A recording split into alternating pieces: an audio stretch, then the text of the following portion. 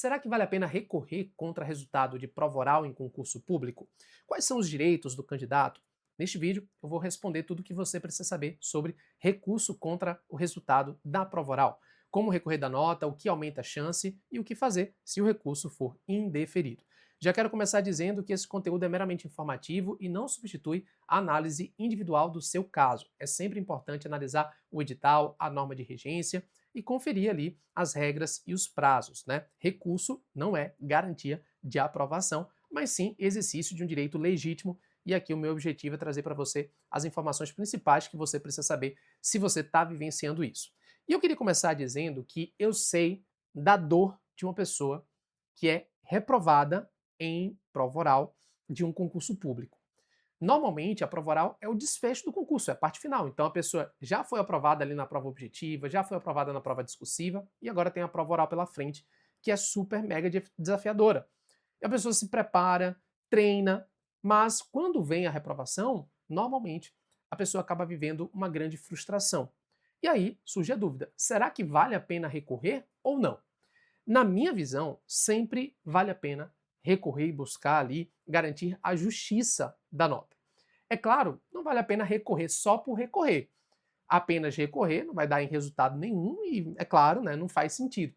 Mas se há uma mínima chance de você conseguir o provimento para majorar a nota e conseguir uma nota realmente justa, na minha visão, você deve buscar sim isso. Hoje eu digo que a etapa recursal em um concurso público é praticamente uma fase do concurso. Por quê?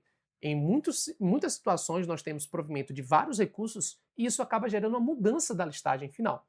E prova oral, pessoal, como ponto de partida aqui, é diferente. Não existe uma folha escrita para você reler. A avaliação, na verdade, acontece ao vivo e isso muda, inclusive, a forma de recorrer.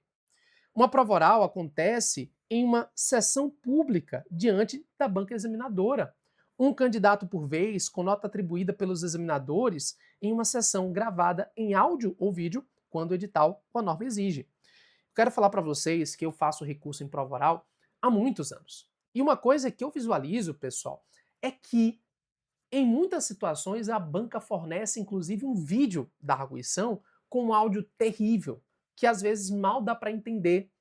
A banca às vezes fornece ali uma imagem que não dá nem para observar direito, né, qual é a movimentação labial do candidato, até para dificultar. Então, o trabalho de prova oral, nessa etapa de recurso, é um trabalho muito árduo, que exige realmente da pessoa uma atenção. Normalmente, o que a gente faz é, a gente pega o vídeo e degrava o vídeo por completo. O que é degravar? É escrever cada palavra que foi dita, em cada banca, em cada situação, para a partir disso, inclusive, conseguir fazer ali uma comparação entre o padrão exigido pela banca e aquilo que foi respondido. A sua prova principal num concurso como esse é a gravação, minuto a minuto. Qual é a minutagem daquilo que você disse, né? Onde o recurso da prova escrita usa o espelho, o da prova oral se apoia em 3 documentos. A gravação, né, da sua sessão, né, você pede acesso, se o edital, né, tiver essa previsão e como regra tem hoje em dia, o programa e o conteúdo previsto no edital e os critérios de avaliação e a pontuação divulgada. O recurso nasce do confronto entre o que foi perguntado, o que você respondeu e o que o edital exigia, né? É muito importante ter isso em mente, porque tem gente que quer fazer recurso contra a prova oral como era feito antigamente, mencionando vários doutrinadores, mencionando, né, vários entendimentos, vários precedentes, mas sem fazer um cotejo analítico entre o que foi dito e aquilo que está no padrão de resposta esperado e o edital. Normalmente é um erro. Tá, Marcelo, isso é um erro, então como montar um recurso técnico, a forma correta, no prazo, com fundamento, que não seja um desabafo? Esse é um ponto importante.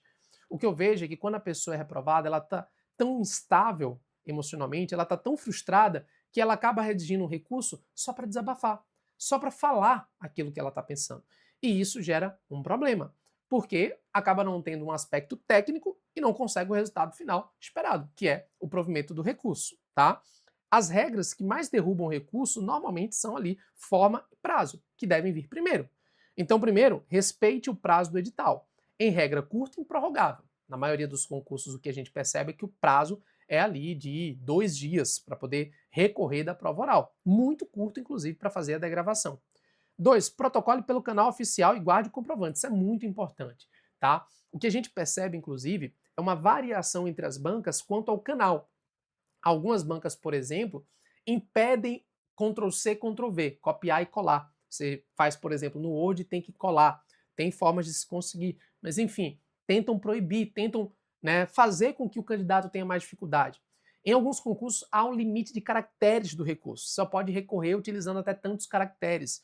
Então, é muito importante observar a forma e prazo, respeitar o prazo do edital, protocolar pelo canal certo, guardar o comprovante, recorrer de forma objetiva, critério por critério e, é claro, não ofender a banca. Recurso agressivo é indeferido de plano, tá? Em muitas situações também, a gente encontra bancas que exigem recurso por item. Tem banca que exige recurso por prova, tem banca que exige por item, é diferente. Por prova, você basicamente vai fazer ali, vamos dizer, você está fazendo prova oral, aí tem a prova de direito constitucional, direito administrativo e direito tributário. Aí algumas bancas permitem que você recorra por prova. Você recorre da prova de direito constitucional, recorre da prova de direito administrativo, recorre da prova de direito tributário. Então são 3 recursos, né? Mas em alguns casos nós temos um recurso por item. Então tem um item do conteúdo de direito constitucional, você tem que recorrer dele. Tem um item do conteúdo de direito administrativo, tem que recorrer dele. Se tem 5 itens, são 5 recursos.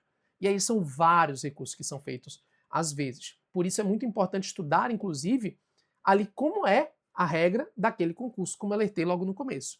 Então, a anatomia do recurso deve observar a pergunta ou critério, identificar o ponto avaliado que você contesta. 2, o edital, o que o edital exigia, tá? Mostrar o que estava no programa, o critério ali exigido. Se, inclusive, não está no conteúdo programático, pode dar ensejo questionamento, anulação e, às vezes, até judicialização. O que você respondeu, apontar ali pela gravação onde sua resposta atendeu, inclusive indicando a minutagem, se for o caso, e o pedido, né? Requer a revisão da nota daquele critério com respectivo valor, tá? O que costuma dar certo? Então, normalmente se consegue um provimento com base em alguns pontos. Baseia-se na gravação, citando o trecho 1 minuto. A banca vai lá, confere e vê que realmente foi falado e dá a pontuação. Fundamentação no edital e no programa, não em preferência pessoal da banca, né? Dizer realmente ali qual é o trecho específico. Apontar erro material, soma de nota, às vezes também acaba sendo um problema, né? Mostrar divergência injustificada entre examinadores sobre o mesmo ponto. Às vezes é possível que isso aconteça de um examinador ter pontuado de um jeito e o examinador ter pontuado de outro, depende da banca, em alguns lugares você tem acesso a essa divergência. Atacar a falta de motivação também é um problema, às vezes não tem a motivação, uma nota sem critério, tá? Isso aqui mais principalmente por ponto de vista judicial. E pergunta fora do programa do edital, também dá margem à discussão, tá? A nota é um ato e precisa de motivo. É inconstitucional o veto não motivado à participação de candidato a concurso público. Isso tem súmula, inclusive, do Supremo Tribunal Federal e o STJ, inclusive, tem aí também vários precedentes nesse sentido. É importante dizer que o STJ tem variado um pouco nos seus entendimentos, em algumas situações tem até permitido, de certa maneira, algumas bancas terem maior discricionariedade na divulgação dos critérios de correção. Porém, pessoal, existem regras a serem observadas e principalmente os princípios da administração. E se o recurso não for provido, Marcílio, e aí? O que acontece? Tem a via administrativa, que é mais estreita, e a judicial, que normalmente é o próximo passo, tá?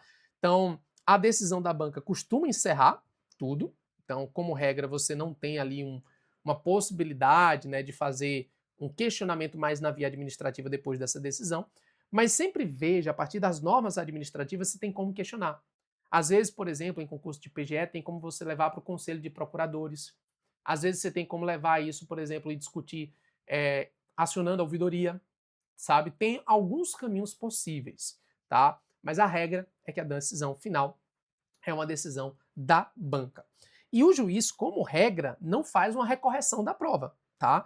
Tem o tema 485 do STF de que não compete ao Poder Judiciário substituir a banca examinadora para reexaminar o conteúdo das questões e os critérios de correção utilizados, salvo ocorrência de ilegalidade ou inconstitucionalidade. Então, para ir ao Poder Judiciário, é preciso demonstrar ilegalidade ou inconstitucionalidade. Então, por exemplo, a banca cobrou um conteúdo que não era possível, porque não estava no edital. É uma questão que poderia gerar uma ilegalidade. Então, o que, por exemplo, viabiliza controle no Poder Judiciário? nota sem motivação, decisão genérica, sem critério nem justificativa, violação ao edital ou à norma de regência do concurso, pergunta fora do conteúdo do edital ou erro material evidente e cerceamento de defesa, né? Impossibilidade ali, às vezes, de recorrer, a banca nem sequer dá margem para recurso. Então é muito importante ter cuidado, estudar toda a sua situação, até para identificar qual é o melhor caminho de impugnação. Se você vai, às vezes, impetrar um mandado de segurança, que não admite dilação probatória, ou se será o caso, por exemplo, de uma ação pelo procedimento comum e assim por diante. Lembrando, pessoal, que no âmbito do Poder Judiciário, como regra, a Justiça não defere recorreção de prova. Somente excepcionalmente e se você demonstrar uma ilegalidade, uma inconstitucionalidade. Por isso, tanto o recurso administrativo como a eventual ação judicial precisam ser muito bem feitas para poder dar certo, tá bom? Esses são alguns pontos que eu queria trazer hoje aqui para vocês. Deixem aqui o like no nosso vídeo e se inscrevam no canal para receber mais conteúdos sobre concurso e sobre servidores públicos. Um forte abraço e até a próxima. Valeu, pessoal. Até mais.